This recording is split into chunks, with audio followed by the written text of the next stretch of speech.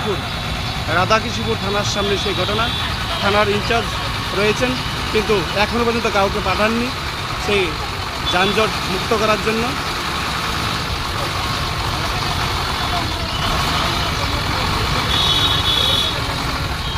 কি হয় দেখুন, যিনি চালাচ্ছেন মনে হয় ওনারও অভিজ্ঞতা নেই তেমন।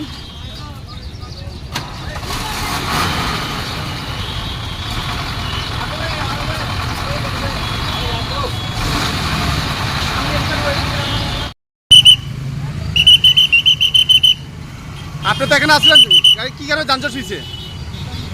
আমি এখানে ছিলাম না, আমি এখানে ছিলাম না। আপনাদের ট্রাফিক পুলিশ কোথায় এখানে? আমি রাউন্ডে প্রায় 20 মিনিট ধরে এখন রাস্তা বন্ধ হয়ে রইল। হ্যাঁ, করছি উদয়পুর রাধাকিশোরপুর থানার সামনে সেই ঘটনা।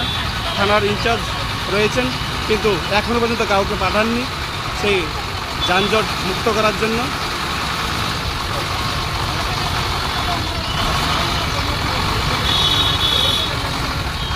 কি হয় দেখুন, যিনি চালাচ্ছেন মনে হয় ওনারও অভিজ্ঞতা নেই তেমন।